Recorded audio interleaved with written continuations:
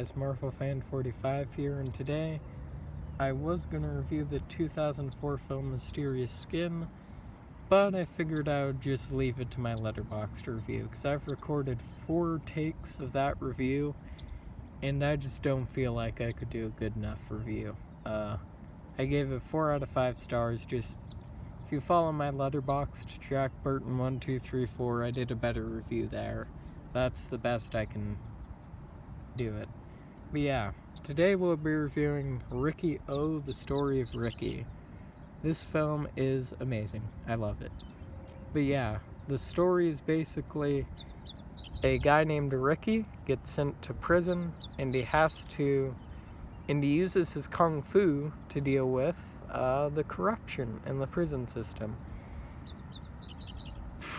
So I went into this movie only knowing it was an insane movie, thanks to Renee for recommending it in my contest. I only went into this movie knowing it was insane. So when Riki punches a guy's eyeball out, I literally went, holy crap! I did not know it was this type of movie. And then after he punched the guy's eye out, I was in. Like, this movie is just pure fun. The gore effects are amazing. I'm not even going to talk about direction or acting. I love this film. It's not my favorite films of all time or anything, but like, it's such a unique film. I mean, Riki is literally just broken, invincible, that type of character, but it's such a fun movie. Then when the ending happens and Riki does his thing, it's one of the most satisfying moments with the meat grinder. That is one of the craziest ending kills I've seen in a while. I mean, it's just absolutely insane and out there. The special effects are amazing. Once again, gore is on another level. But the funniest scene may be where they send the guy to go assassinate him. And then the guy says, oh yeah, I've come here to assassinate you. Throws Riki to the wall. Riki just comes back in with one punch. Literally just, his stomach blows open. And it's just hilarious because it's like, I mean, it's hilarious for obvious reasons. It's just so over the top and wild. Like, you would not see someone's stomach get punched open in another movie. Well, I mean, in some other movies you might. It's a foreign film, forgot to mention, so you'll have to read subtitles. But yeah, you need subtitles for this movie. But yeah, the scene where he punched the guy's stomach open, I was almost bawling because I couldn't believe that just happened. And Riki is basically just a god in this movie. I mean, he's a great guy, like, in the whole movie.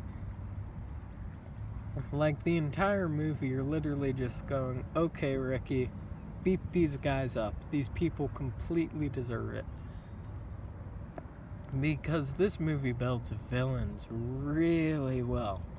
Like, so it's an exploitation film. So that's something interesting about it.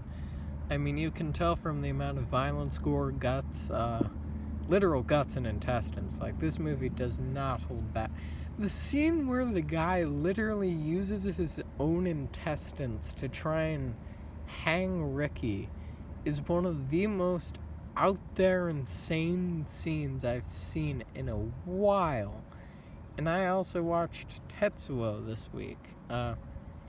Riki, I actually watched this on my way back from my trip. I also watched Brain Dead, a great movie, has some of the best gore. In my original review for this, I spent like a couple minutes trying to think of what this movie was a combination of, and I decided it was Bruce Lee meets Brain Dead. May Bruce Lee rest in peace. one of the greatest kung fu stars of all time. But yeah, it's like a combination of Enter the Dragon and Brain Dead.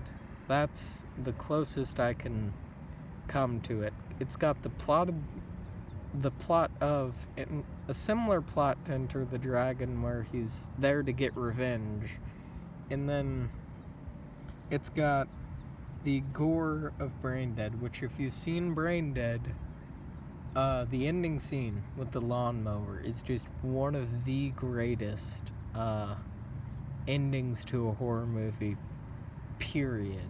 I mean, I love the ending of Brain Dead.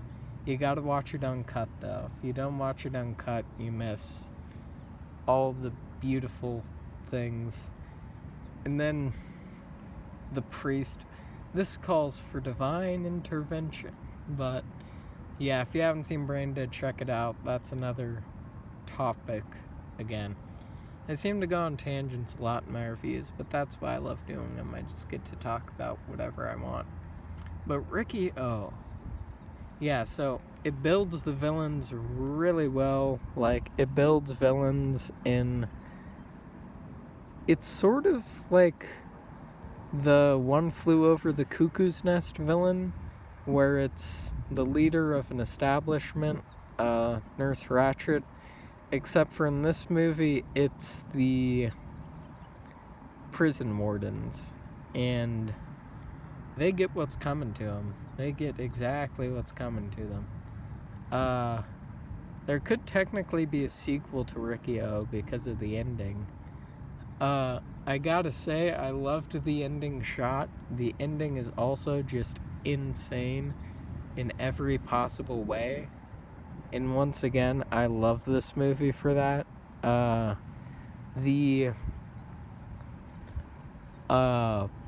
What else is there to talk about with this movie? So whoever played Riki, I would be curious how he got into this movie. If there's like an Arrow release or Scream Factory release for this, I want to check it out, because I want to hear director commentary of this movie. I want to hear someone explain how they got the idea for this and how it got made. Then I would also love to have some of the gore effects explained, how they did it, because some of it is just insane. Again, the ending of the movie is absolutely crazy. Like, the last 30 minutes, stuff just goes off the wall. Like, more off the wall than before.